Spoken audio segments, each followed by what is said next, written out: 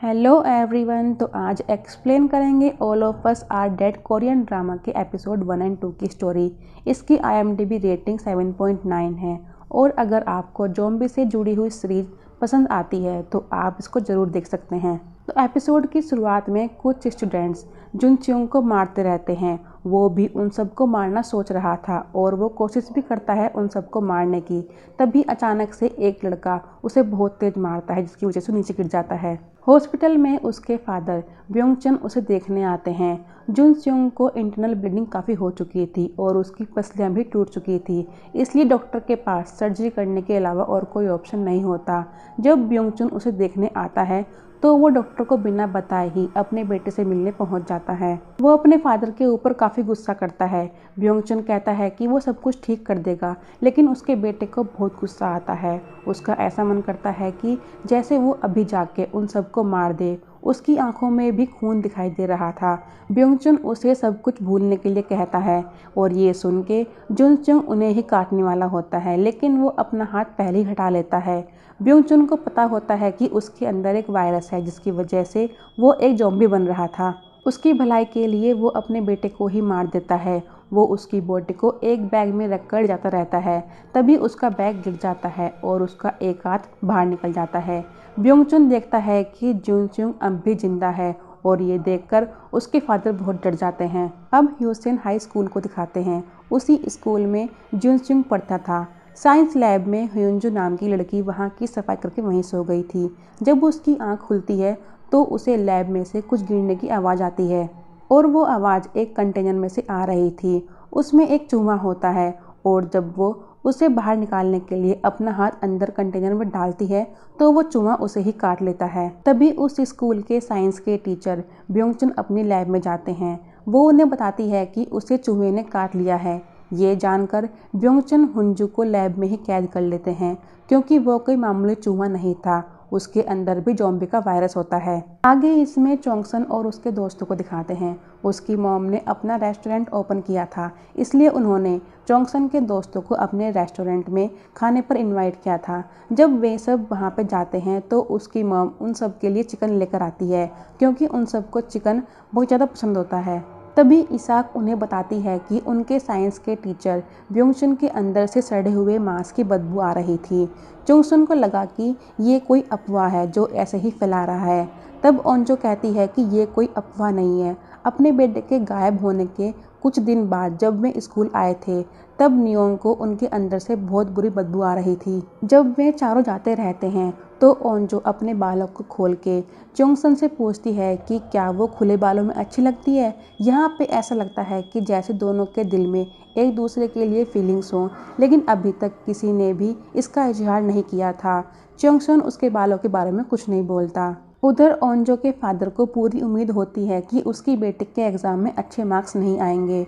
ओंजो उनसे कहती है कि इस बार उसकी क्लास में 5th रैंक जरूर आएगी, लेकिन उसके फादर को तो उसकी 6th रैंक की भी उम्मीद नहीं होती।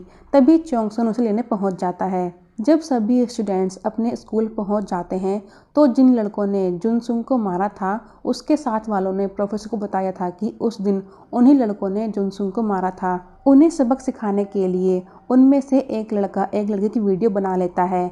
तभी वहाँ पे सियो ह्यूक पहुँच के उस लड़की और लड़के को जाने के लिए कहता है, लेकिन वे दोनों नहीं जाते क्योंकि उनमें से एक लड़का उसकी वीडियो वायरल करने की धमकी देता है, इसलिए वे रुक जाते हैं। इसके बाद ओंजो सू ह्यूक को क्लास खत्म होने के बाद छत पर मिलने के लिए कहती है। क्लास में उनकी टीचर मिस पार्क ह्यूंजू के बारे में सबसे पूछती है। एक लड़का बताता है कि उन दोनों ने साथ में साइंस की लैब की सफाई की थी और उसके बाद उसे ह्यूंजू कहीं भी नहीं दिखाई दी। मिस पार्क ब्योंग चन से भी ह्यूंजू के बारे में पूछती है, लेकिन वे मना कर देते हैं कि उसने उसे नहीं देखा।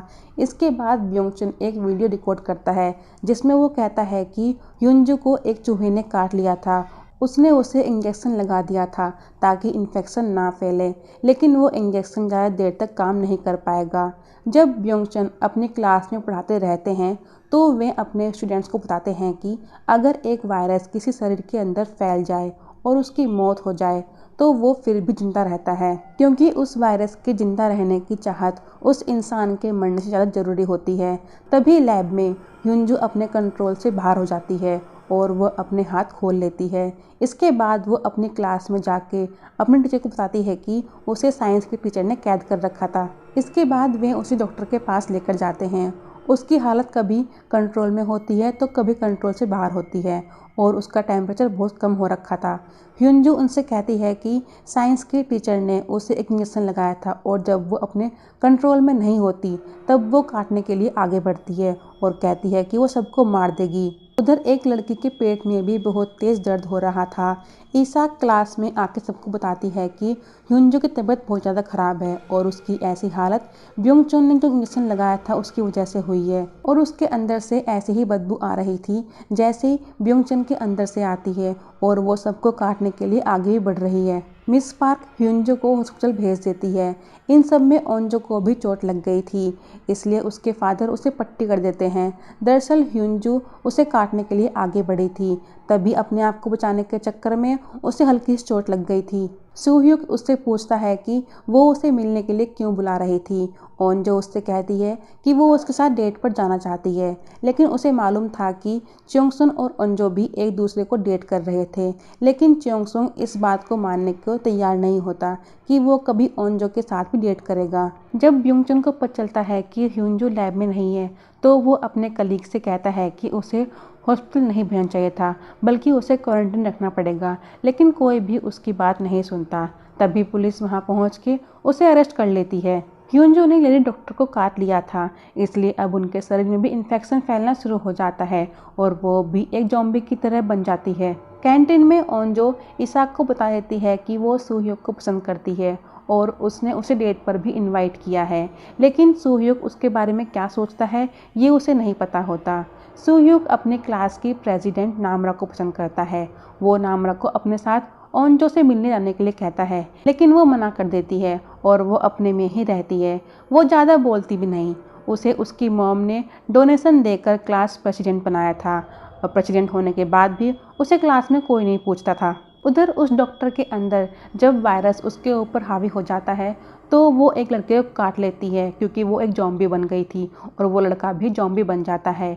इसके बाद दूसरे लड़के को वो काटने के लिए उसके पीछे भागती है और वो लड़का भी एक क्लास में जाके वो काटना शुरू कर देता है। छत में ह्यूंजी सुसाइड करने के लिए अपने पैर आगे बढ़ाती है। ये वही लड़की होती है जिसकी वीडियो बनाई गई थी। तभी उसका फ्रेंड वहां पहुंच के उसे सुसाइड करने के लिए मना करता है। दोनों ही एक दूसरे को पसंद करते हैं। ह्यूंजी कहती है कि वो उससे दूर रहे और उसकी लाश के आसपास भी ना जाए। जब वो सुसाइड करने के लिए आगे बढ़ती है तो वो देखती है कि ज़ॉम्बी ने दूसरे स्टूडेंट्स को भी काटना शुरू कर दिया था और वो ज़ॉम्बी उन्हें बाहर फेंक रहे थे। ये देखकर ह्यूंजी बहुत डर जाती है। स्कूल के बाहर अफरा तफरी मच गई थी। जो स्टूडेंट्स ज़ॉम्बी बन रहे थे वे और स्टूडेंट्स को भी काटने के लिए उनकी तरफ भाग रहे थे। कैंटीन में ओंजो च्योंगसन से कहती है कि उसने सूह्युक को डेट के लिए बोला है। च्योंगसन और सूह्युक अच्छे दोस्त होते हैं, इसलिए वो चाहती है कि वो सूह्युक से ओंजो के बारे में पूछे कि वो उसे पसंद करता है या नहीं। च्योंगसन डेट के बारे में सुन के थोड़ा दुखी हो जाता है, क्योंकि वो उसे पसंद करता था। तभी बहुत सारे स्टूडेंट्स भागते हुए कैंटीन में पहुंचते हैं और वे कैंटीन का गेट बंद कर देते हैं, लेकिन वे उस गेट को भी तोड़ देते हैं। पूरी कैंटीन में अफरा तफरी मच जाती है और ओंजो भी गिर जाती है। एक ज़ॉम्बी उसे काटने के लिए उसके पास आता है, तभी च्योंगसन उसे बचा लेता है। वे दोनों एक टेबल के नीचे जाके छुप जाते हैं। अब पूरे ही स्कूल में हालात बेकाबू हो रहे थे। वहाँ के प्रिंसिपल सभी टीचर्स को बच्चों को सेफली क्लास में लाने के लिए बोलते हैं, लेकिन टीचर्स को लगने लगा था कि ऐसी हालत में स्टूडेंट्स भी उनकी बात नहीं सुनेंगे। कैंटीन में ओंजो और च्योंगसन किसी तरह अपने आप को बचाते हुए उसकी खिड़की से बाहर निकल जाते हैं, लेकिन ज़ॉम्बी अब धीरे धीरे बढ़ने लगे थे। तभी अचानक से एक ट्रक उनके सामने रुकता है, क्योंकि उसका ड्राइवर भी ज़ॉम्बी बन चुका था, इसलिए उसने ट्रक को दीवार में ही मार दिया था। वे दोनों उस ट्रक के ऊपर चढ़ के स्कूल के दूसरे फ्लोर पर जाते हैं, लेकिन वहाँ भी कुछ ज़ॉम्बी होते हैं और वे उनसे बच के भागते हुए अपनी क्लास में पहुंच जाते हैं। उनकी क्लास के और स्टूडेंट्स भी वहां पे मौजूद थे। च्योंगसन उन सब से कहता है कि ये सब ट्रेन टू बुसान वाला सीन है, क्योंकि वे सब ज़ॉम्बी बन चुके थे। सूह्युक और नामरा भी स्टेज से अपने ही क्लासरूम में आ जाते हैं। उधर पुलिस स्टेशन में ब्योंगचन से पूछताछ होती है। उसने पीएचडी कर रखी थी, फिर बाद में एक रिसर्च लैब में भी काम किया था, लेकिन वहाँ से काम छोड़ने के बाद वे स्कूल में पढ़ाने लग गए थे। पुलिस को उसके बेटे के पीछे गायब होने में भी ब्योंगचन का ही हाथ लग रहा था। पुलिस को लगता है कि उसने ही अपने बेटे को मारा है ताकि शक उसके ऊपर ना जाए, इसलिए उसने खुद ही उसके गायब होने की रिपोर्ट लिखवाई थी। वो उससे पूछता है कि तुमने अपने बेटे के साथ क्या किया था। अब दिखाते हैं कि ब्योंगचन जो भी करता था वो उसकी रिकॉर्डिंग कर लिया करता था। उसने चूहे और बिल्ली को एक साथ रखा। चूहा बिल्ली से बहुत डरता था, लेकिन जब उसके सहने की हद पार हो जाती है तो चूहे ने भी उसके ऊपर हमला करना शुरू कर दिया था। ऐसी हालत में चूहे के शरीर का टेस्टोस्टेरोन हार्मोन्स बढ़ना शुरू हो जाते हैं। उसने उस हार्मोन को उस चूहे से निकाल के रख लिया था, उन सभी चूहों के लिए जो डर की वजह से जी रहे थे। उसने उस हार्मोन का इंजेक्शन अपने बेटे को लगाया था, लेकिन उसके अंदर इसका इन्फेक्शन फैलना शुरू हो गया और उसने अपनी माँ को भी काट लिया था। तब उसको शांत करने के लिए ब्योंगचन अपने बेटे को ही इंजेक्शन लगाता है, लेकिन उसका असर भी सिर्फ 10 मिनट तक ही रहता है। 10 मिनट के बाद वो फिर से ज़ॉम्बी बन जाता है। ये सब जानने के बाद पुलिस ब्योंगचन की बातों पर विश्वास नहीं करती।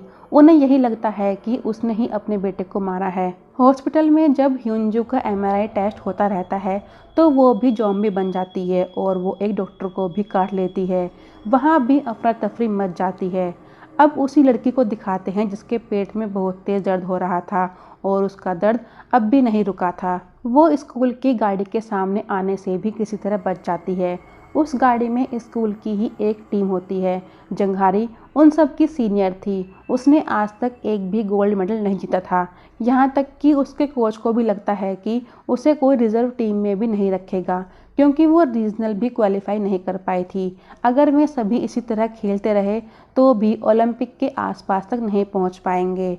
तभी उनकी गाड़ी स्कूल में रुकती है। एक ज़ॉम्बी उनकी गाड़ी के सामने आ जाता है। वहाँ भागते हुए स्टूडेंट्स और ज़ॉम्बीज को देखकर वे समझ नहीं पाते कि आखिर यहाँ पे क्या चल रहा है।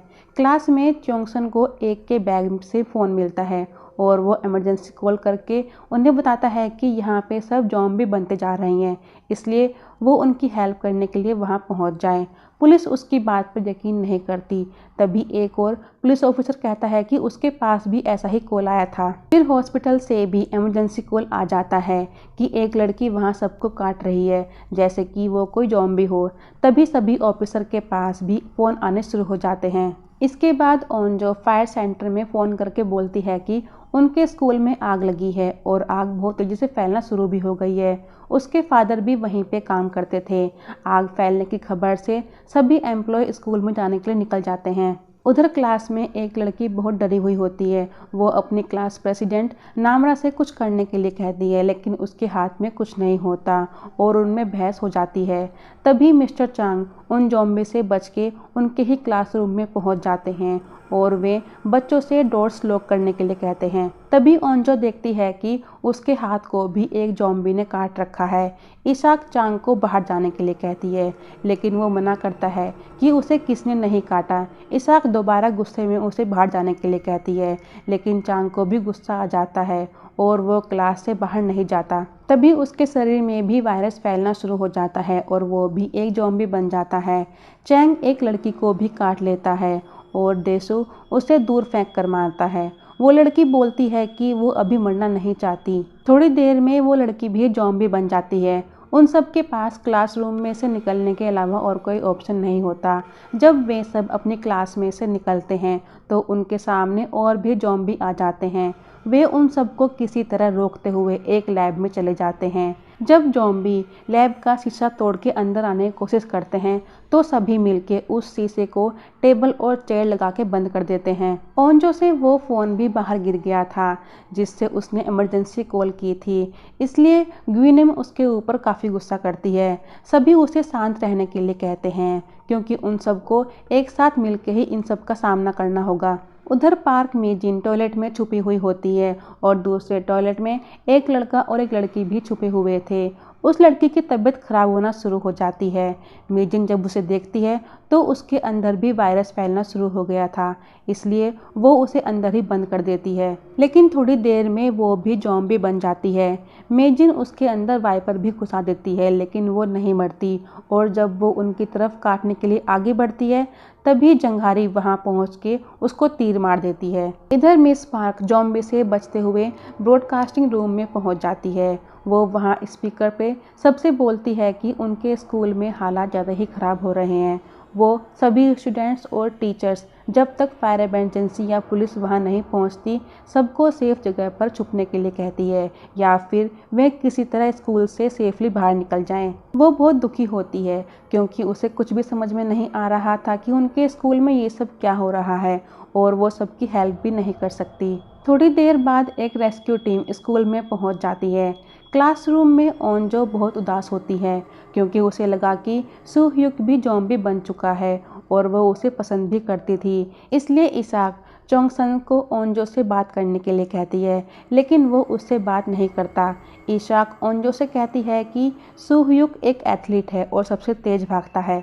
हो सकता है कि वो अभी तक ज़ॉम्बी ना बना हो और वो भी उनकी तरह एक सेफ जगह पर छुप रखा हो। लेकिन इशाक को लगता है कि चोंगसन ओंजो को पसंद करता है, इसलिए वो सुहयुक के नाम से चिढ़ा हुआ था। शायद उसको जलन हो रही थी कि ओंजो उसे पसंद करती है। ओंजो को लगता है कि चोंगसन के दिल में उसके लिए कोई फीलिंग नहीं है, वो तो हमेशा उसको चिढ़ाता रहता है। तभी ओंजो देखती है कि इसाक का पूरा हाथ ठंडा हो रखा था। वो समझ जाती है कि उसे भी किसी ज़ॉम्बी ने काटा है। इसाक कहती है कि वो बिल्कुल ठीक है, लेकिन उसके अंदर भी वायरस फैलना शुरू हो गया था और वो भी ज़ॉम्बी बन जाती है। जब वो ओंजो को काटने के लिए उसकी तरफ आती है तो चोंगसन उसे खिड़की से नीचे गिर देता है, लेकिन ओंजो ने इसाक का हाथ पकड़ कर रखा था क्योंकि वो उसकी बेस्ट फ्रेंड थी। तभी चोंगसन इसाक को टेबल से मार के नीचे गिर देता है। आगे दिखाते हैं कि सुहयुक जिंदा होता है। वो एक क्लासरूम में टेबल के पीछे छुपा हुआ था। उधर चोंगसन सबसे कहता है कि उन्हें यहाँ से किसी तरह बाहर निकलना होगा। अगर वे ज़्यादा देर तक वहाँ पे रुके तो उनमें से कोई नहीं बचेगा। वो रेस्क्यू टीम के आने तक का इंतजार नहीं करना चाहता था। चोंगसन थोड़ा सा गेट खोल के एक पाइप उठाता है। वे उसमें गांठें बनाते हैं जिसमें पैर फंसा के नीचे उतर सके। चोंगसन उनसे कहता है कि वो नीचे खाली कमरा देखने जा रहा है और जब वो सबको आने के लिए बुलाए तो सभी आ जाना। लेकिन वो पहले जुंगसू को नीचे जाने के लिए कहता है। वो ओंजो की वजह से नीचे नहीं गया था। वो अभी भी इसाक के मरने के गम में होती है। जब जुंगसू नीचे जाता है तो मिस पार्क उसे देख लेती है। वो सबको बता देता है कि मिस पार्क सेकंड फ्लोर पर ब्रॉडकास्टिंग रूम में है। फिर एक एक करके सब नीचे चले जाते हैं, लेकिन बाद में ओंजो और चोंगसन ही क्लासरूम में होते हैं। ओंजो नीचे जाने के लिए मना करती है क्योंकि उसे लगता है कि उसने उन सबको खो दिया है जिन्हें वो पसंद करती थी। तभी चोंगसन उससे कहता है कि यहाँ पे वो लोग भी हैं जो उसे पसंद करते हैं। तभी ओंजो भी नीचे चली जाती है और सारे ज़ॉम्बी डोर ओपन करके क्लासरूम में आ जाते हैं। जैसे ही वे चोंगसन की तरफ आगे बढ़ते हैं वो खिड़की से नीचे गिर जाता है। उधर सुहयुक भी ज़ॉम्बी से बच के स्कूल की दीवार पर खड़ा हो जाता है। और यहीं पर ये दोनों एपिसोड ख़त्म होते हैं। तो मिलेंगे इसके आगे के एपिसोड की वीडियो में। Thank you.